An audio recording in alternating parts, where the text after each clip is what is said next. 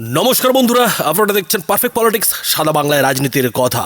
বন্ধুরা, সুপ্রিম কোর্টে এসআইআর মামলায় রীতিমতো ধাক্কা খাওয়ার পর মমতা বন্দ্যোপাধ্যায় এখন অন্য কাজ শুরু করেছেন, আর সেই কাজটা হচ্ছে দিনকে রাত বানানো, সুপ্রিম কোর্টের পরাজয়কে রীতিমতো জয় হিসেবে দেখানো। মমতা বন্দ্যোপাধ্যায় কিংবা তৃণমূল এখন চাইছে যে এই যে সুপ্রিম কোর্টে এসআইআরটা কোনোভাবেই ঠেকানো গেল না, এবং এই ২৬-এর বিধানসভা ভোটের আগে যেভাবে সুপ্রিম কোর্টের নির্দেশে এসআইআরটা শেষ পর্যন্ত শেষ হতে চলেছে, সেটা যে আসলে মমতা বন্দ্যোপাধ্যায়েরই জয়, সেটা এখন বলার চেষ্টা করছেন তৃণমূলীরা। তৃণমূলের তরফে তৃণমূলের সোশ্যাল মিডিয়া পেজে লাগাতার একজন নয়, দুজন নয়, ৫জন ৬জন বসে বারবার বাংলা, হিন্দি, ইংরেজিতে এই কথাটা বলার চেষ্টা করছেন যে সুপ্রিম কোর্টে নাকি মমতা বন্দ্যোপাধ্যায়ের বিরাট জয় হয়ে গেছে। সুপ্রিম কোর্টে মমতা বন্দ্যোপাধ্যায় যেভাবে ওই গলায় কালো চাদর জড়িয়ে প্রধান বিচারপতির বেঞ্চে যুক্তিতর্কের লড়াই লড়ে এসেছিলেন, তার ফলেই নাকি এসআইআর ইলেকশন কমিশনের বদলে এখন বিচার ব্যবস্থার হাতে চলে এসছে। অর্থাৎ সায়নী ঘোষ থেকে শুরু করে চন্দ্রিমা ভট্টাচার্য, সবারই যেটা দাবি যে জ্ঞানেশ কুমারের নেতৃত্বাধীন ইলেকশন কমিশন নাকি পঙ্গু হয়ে গেছে, ইলেকশন কমিশন নাকি এই এসআইআর থেকে রীতিমতো বাতিল হয়ে গেছে। আর সেইটাই সোশ্যাল মিডিয়ায় নানাভাবে ব্যাখ্যা দিয়ে তৃণমূলের একের পর এক নেতা কাঁদুনি গাইছেন, বলার চেষ্টা করছেন যে না না না, মমতা বন্দ্যোপাধ্যায় সুপ্রিম কোর্টে এসআইআর মামলায় হেরে যাননি, তিনি সুপ্রিম কোর্টে বড় জয় পেয়েছেন। কিন্তু বাস্তবটা কি? বাস্তবটা তো তৃণমূলেরই নেতা, এমনকি রাজ্য সরকারের অ্যাডভোকেট, আইনজীবী কল্যাণ বন্দ্যোপাধ্যায় নিজেই বেজার মুখে বলে দিচ্ছেন যে আজকে সুপ্রিম কোর্ট কি নির্দেশ দিয়েছে, কি করতে বলেছে। কিন্তু তারপরেও যেভাবে এই তৃণমূলের নেতারা রীতিমতো সোশ্যাল মিডিয়ায় মমতা বন্দ্যোপাধ্যায়কে এসআইআর মামলায় জয়ী দেখাতে ঝাঁপিয়েও পড়েছেন, তাতে যেটা প্রশ্ন উঠছে যে মমতা বন্দ্যোপাধ্যায়কে এটা করতে হচ্ছে কেন? মমতা বন্দ্যোপাধ্যায়কে কেন জয়ী হিসেবে চালানোর জন্য এই তৃণমূলের নেতারা একের পর এক সোশ্যাল মিডিয়ায় পোস্ট দিচ্ছেন? এর পেছনের আসল কারণটা কি? কোন খেলা চলছে এর পেছনে? বন্ধুরা, আসবো, তবে এই যে তৃণমূলের নেতারা, তারা এই এদিনের যে এসআইআর নিয়ে সুপ্রিম কোর্টের নির্দেশ, সেই নির্দেশ সম্পর্কে ঠিক কি বলছেন ছোট্ট করে দেখব। কাজটা করতে গেলে প্রচুর সময় লাগবে, তাই জন্য কলকাতা হাইকোর্ট অর্ডারটা অ্যাডিশন করেছে। অ্যাডিশনটা হচ্ছে আগে যেমন ডিস্ট্রিক্ট জাজ আর অ্যাসিস্ট্যান্ট ডিস্ট্রিক্ট জাজ শুধু ছিল, সেটা এখন সিনিয়র ডিভিশন এবং জুনিয়র ডিভিশন জজেদের মিনিমাম 3 ইয়ার্স এক্সপিরিয়েন্স আছে, তাদেরকে অ্যাপয়েন্টমেন্ট করতে পারবে, ঠিক আছে, এবং তারা এগুলো ডিসাইড করবে। সেকেন্ড হচ্ছে, আগে তো ছিল রিটায়ার্ড যত জুডিশিয়াল অফিসার আছে তাদেরকেও করতে পারে আগেকার অর্ডার অনুযায়ী। 3 নম্বর বলেছে যে যদি মনে করে কোথাও যে না তারপরেও আরও জজ দরকার আছে, তাহলে ঝাড়খণ্ড স্টেট এবং ঝাড়খণ্ড এবং উড়িষ্যা স্টেট, এই দুটো স্টেট থেকে রিটায়ার্ড যে জাজেরা আছে তাদের রিকুইজিশন করতে পারে, এবং সেখান থেকে চিফ জাস্টিস, 2 হাইকোর্টের চিফ জাস্টিসকে বলেছে নেসেসারি অর্ডার ইস্যু করতে। 2 নম্বর হচ্ছে 14 তারিখ পর্যন্ত যে যত ডকুমেন্ট সাবমিট করেছে ইয়ারোদের কাছে আছে, সেই ইয়ারোরা সেই ডকুমেন্ট সমস্ত প্লেস করে তাদের যা বক্তব্য আছে তারা সেটা প্রিসাইডিং অফিসার মানে জজেদের কাছে সেগুলো দেবে, এবং সেই অনুযায়ী তারপর তারা ডিসাইড করবে। Time sensitivity of the election schedule, as well as the fact that 50 lakh names still remain undecided, the Apex Court held that the High Court must depute civil judges of the senior division, civil judges of the junior division to take over the adjudication of the 50 lakh names, and if necessary, more judicial officers are to be brought in from the Jharkhand and Odisha High Courts. They will now take over the adjudication of the 50 lakh names that remain undecided. Furthermore, the court held that the documents such as Aadhaar card and school admit card, Madhyamik examination admit card will be permitted as proof of identity. Yet another slap in the face for the Election Commission. The Election Commission is extremely compromised. The Election Commission and Mr. Vanish Kumar, the Election Commissioner, stand thoroughly exposed before the people.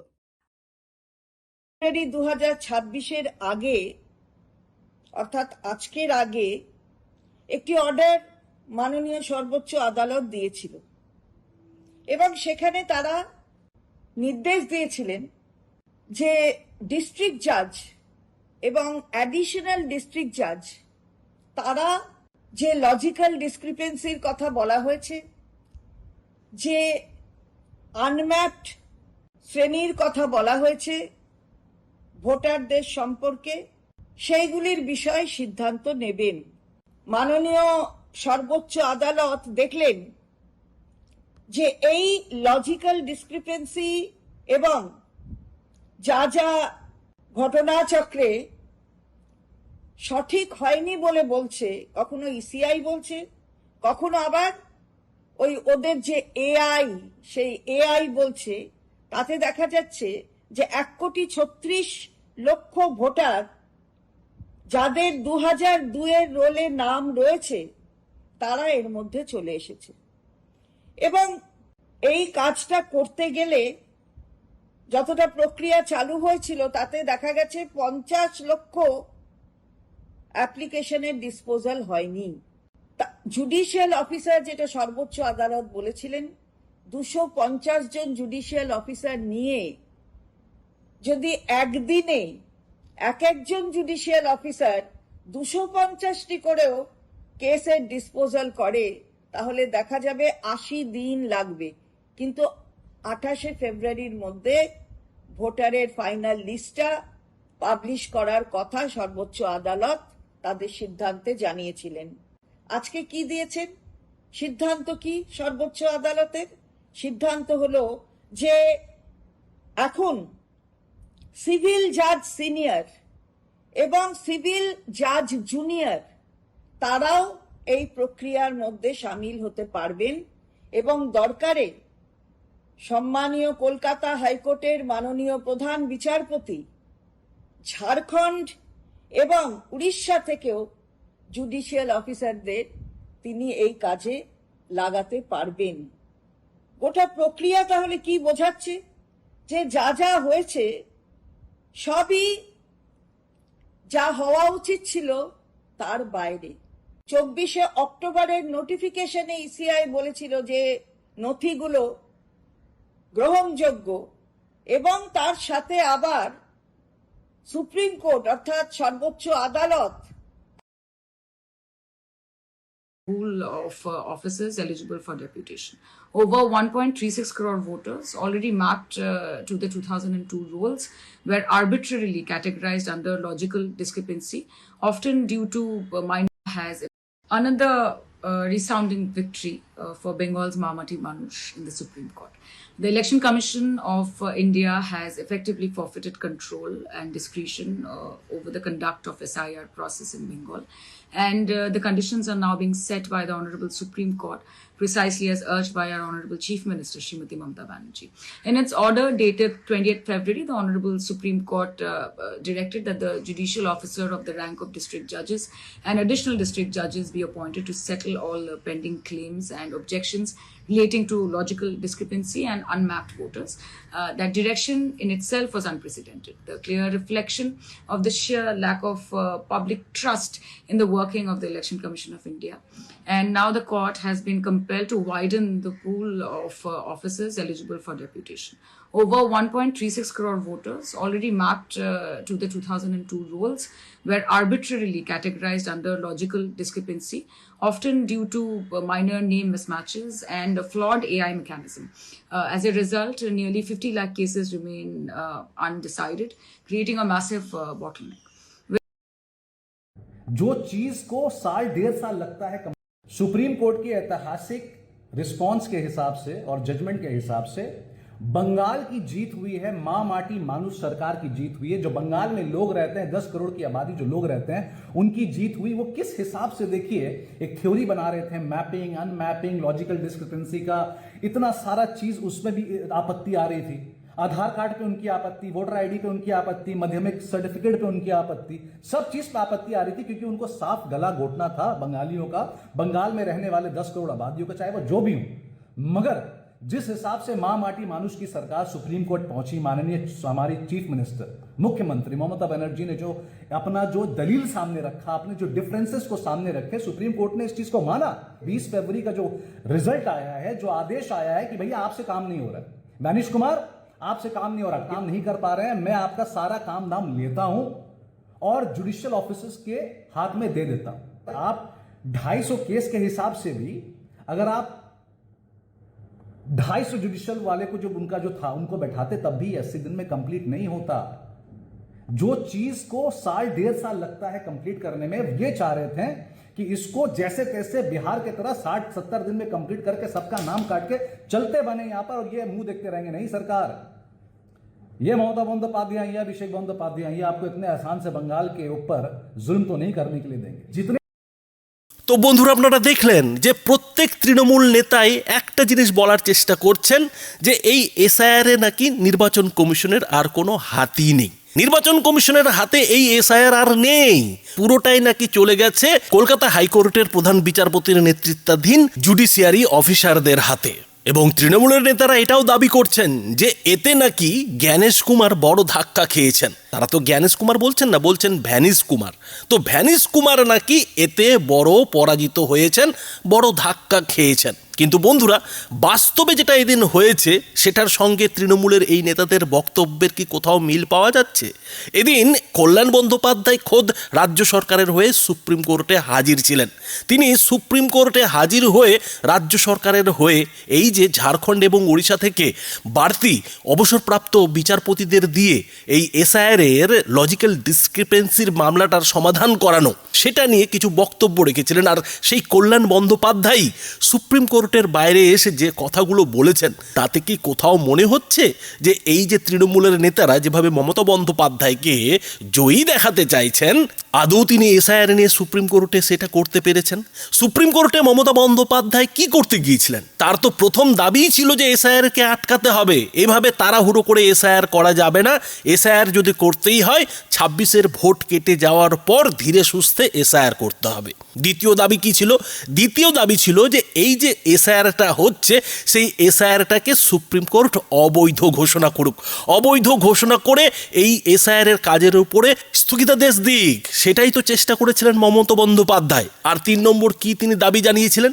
3 নম্বর যে দাবিটা ছিল যে এসআইআরের শুরুতেই যেভাবে voter তালিকা থেকে 58 লক্ষ লোকের নাম আনম্যাপড বলে বাদ দেওয়া হয়েছে, সেগুলোকে খতিয়ে দেখতে হবে, সেগুলোকে কিন্তু সুযোগ দিতে হবে। আর 4 নম্বর দাবি কি রেখেছিলেন মমতা বন্দ্যোপাধ্যায়? 4 নম্বর দাবি রেখেছিলেন যে এই যে আনম্যাপড কিংবা লজিক্যাল ডিসক্রিপেন্সির তালিকা, সেই লজিক্যাল ডিসক্রিপেন্সির তালিকার চূড়ান্ত সিদ্ধান্ত নেবে ইআরওরা কিংবা এই রাজ্যের যারা আধিকারিক তারা। ওই ইলেকশন কমিশনের এ রাজ্য সে রাজ্য থেকে যেসব মাইক্রো অবজারভার নিয়ে আসা হয়েছে তারা এই নিয়ে কোনো চূড়ান্ত সিদ্ধান্ত নেবে না। আর পঞ্চম শেষ যেটা দাবি মমতা বন্দ্যোপাধ্যায় সুপ্রিম কোর্টের সামনে রেখেছিলেন সেটা হচ্ছে যে রাজ্য সরকারের দেওয়া যে পরিচয়পত্র, সেই পরিচয়পত্রকে এসআইআর এর নথি হিসেবে গণ্য করতে হবে। কিন্তু মমতা বন্দ্যোপাধ্যায়ের এতগুলো দাবির একটিও কি সুপ্রিম কোর্ট মেনেছে? একটিতেও কি সুপ্রিম কোর্ট ইলেকশন কমিশনকে বাধা দিয়েছে? মোটেও না। তার বদলে সুপ্রিম কোর্ট কি করেছে? তার বদলে সুপ্রিম কোর্ট তো এই রাজ্যের যিনি ডিজি তাকে নোটিশ পাঠিয়েছে। এ রাজ্য সরকার যে ইলেকশন কমিশনকে এসআইআর করতে মোটেও সাহায্য করছে না, তাতে যে সুপ্রিম কোর্টও বিরক্ত সেটাও প্রকাশ করেছে, কথায় কথায় বুঝিয়ে দিয়েছে। এবং শেষ পর্যন্ত যখন সুপ্রিম কোর্ট বুঝতে পেরেছে যে এভাবে পশ্চিমবঙ্গে ইলেকশন কমিশন তার এসআইআর এর কাজ 26-এর বিধানসভা ভোটের আগে শেষ করতে পারবে না, তখন কিন্তু বিচার বিভাগকে এর মধ্যে ঢুকিয়ে ফেলেছে। এবং সেই বিচার বিভাগের মধ্যে কিন্তু ইলেকশন কমিশনের প্রতিনিধিদেরও রেখেছে এবং সুপ্রিম কোর্ট এটাও স্পষ্ট করে দিয়েছে যে বিচার বিভাগও কিন্তু ইলেকশন কমিশনের নিয়ম মেনেই এই লজিক্যাল ডিসক্রিপেন্সির যে মামলাগুলো সেই মামলাগুলো খতিয়ে দেখবে। এতে রাজ্য সরকারের জয় হলো কিভাবে? সুপ্রিম কোর্টে মমতা বন্দ্যোপাধ্যায়ের জয় হলো কিভাবে? মমতা বন্দ্যোপাধ্যায় তো এ রাজ্যের মানুষকে বলেছিলেন যে তিনি বেঁচে থাকতে নাকি এ রাজ্যে এসআইআর করতে দেবেন না।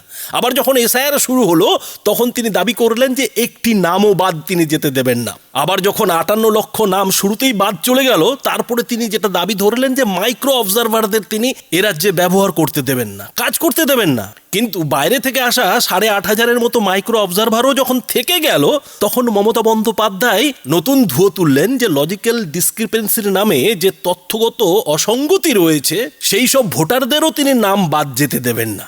কিন্তু শেষ পর্যন্ত সেই লজিক্যাল ডিসক্রিপেন্সি বা তথ্যগত অসঙ্গতিরও ছাঁকুনির কাজটা মমতা বন্দ্যোপাধ্যায়ের মনের মতো হলো না, মমতা বন্দ্যোপাধ্যায়ের মনের লোক দিয়ে হলো না। সুপ্রিম কোর্ট কিন্তু সেটা বলল না। তারপরেও এই তৃণমূলের নেতারা লাগাতার মমতা বন্দ্যোপাধ্যায়ের জয়, মমতা বন্দ্যোপাধ্যায়ের জয় বলে একের পর এক পোস্ট দিচ্ছেন। আর সেটা একজন দুজনের জায়গায় 5-6জনকে মিলে এই কারণেই করতে হচ্ছে যে মিথ্যে কথাটা বেশি করে না বললে মানুষ বিশ্বাস করবে না। আর মিথ্যেটাকে যদি বারবার বলা যায়, তাহলে কিছুটা যদি মানুষের মনে ধরে, কিছু মানুষ তো অন্তত তৃণমূলকে বিশ্বাস করবে। আর সেই বিশ্বাসটা কি? বিশ্বাসটা হচ্ছে যে মমতা বন্দ্যোপাধ্যায় সুপ্রিম কোর্টে গিয়ে দাঁড়িয়েছিলেন বলেই কিন্তু আজকে ইলেকশন কমিশনের যে লজিক্যাল ডিসক্রিপেন্সির কাজ, তথ্যগত অসঙ্গতি ঠিক করার কাজ, সেই কাজটা সুপ্রিম কোর্ট বিচার বিভাগের হাতে দিয়েছে। কিন্তু এই তৃণমূলের নেতাদের কে বোঝাবে যে মমতা বন্দ্যোপাধ্যায় যেদিন সুপ্রিম কোর্টে দাঁড়িয়ে তার বক্তব্য রাখছিলেন, সেদিন প্রধান বিচারপতি কী ধরনের মন্তব্য করেছিলেন, কিভাবে তিনি মমতা বন্দ্যোপাধ্যায়কে একেবারে বক্তব্যের মাঝখানেই থামিয়ে দিয়ে বলেছিলেন যে ম্যাডাম, আপনার থেকে তো আপনার আইনজীবীরা বেশি ভালো বোঝে, বেশি গুছিয়ে কথা বলতে পারে, আপনি ওদের উপরে ভরসা রাখছেন না কেন? অর্থাৎ সুপ্রিম কোর্টে যতটুকু রাজ্য কিংবা তৃণমূল কিংবা মমতা বন্দ্যোপাধ্যায় ছাড় পেয়েছেন, সেই ছাড়ের পেছনে মমতা বন্দ্যোপাধ্যায় নয়, রাজ্যবাসীর ট্যাক্সের কোটি কোটি টাকা খরচা করে যে আইনজীবীদের নিয়োগ করা হয়েছিল, তাদের লড়াইয়ের ফল, তাদের যুক্তিতর্কের ফল। অথচ সেই রাজ্যবাসীর কথাই কিন্তু বলতে ভুলে গেলেন তৃণমূলের নেতারা। তারা বেমালুম সব ভুলে ঢাক পেটাচ্ছেন যে এটা হচ্ছে মমতা বন্দ্যোপাধ্যায়ের জয়। আর এই কথাটাই কিন্তু মমতা বন্দ্যোপাধ্যায়, অভিষেক বন্দ্যোপাধ্যায়রা 2026-এর বিধানসভা ভোটের আগে যে প্রচার, যে জনসভাগুলো করবেন, তাতে বলবেন, ঠপ মেরে এটা মাথায় ঢোকানোর চেষ্টা করবেন কিংবা দেখানোর চেষ্টা করবেন যে দেখুন মমতা বন্দ্যোপাধ্যায় কতটা লড়াকু নেত্রী, মমতা বন্দ্যোপাধ্যায় চাইলে কি না করতে পারেন। আর সেটা বলার জন্যই কিন্তু একটা হাওয়া তোলা হচ্ছে, হাওয়া কিন্তু গরম করা হচ্ছে তৃণমূলের নেতাদের দিয়ে। তো বন্ধুরা, বেশ বুঝতেই পারছেন যে যেভাবে সুপ্রিম কোর্টে মমতা বন্দ্যোপাধ্যায়ের মুখ পুড়েছে, তাতে 26-এর বিধানসভা ভোটের আগে প্রচারে তিনি বেরোবেন কি করে, প্রচারে গিয়ে তিনি জনসভায় বলবেন কি করে যে সুপ্রিম কোর্টে গিয়ে তিনি কিছুই করতে পারেননি, তিনি এসআইআর আটকাতে পারেননি, নাম বাদ যাওয়া ঠেকাতে পারেননি। ফলে তাকে তো কিছু একটা করতে হবে, কিছু একটা বলতে হবে। আর সেটা বলতে গেলে তো দিনকে রাত বলে চালাতে হবে। আর সেটাই তৃণমূলের নেতাদের দিয়ে মমতা বন্দ্যোপাধ্যায় কিংবা তৃণমূল শুরু করে দিয়েছে বলে কিন্তু মনে করছেন রাজনৈতিক বিশ্লেষকরা। তবে বন্ধুরা, এই বিষয়ে আপনাদের কি মতামত? আপনাদের মতামত অবশ্যই এই ভিডিওটির নিচে কমেন্ট বক্সে লিখে জানাবেন। ধন্যবাদ।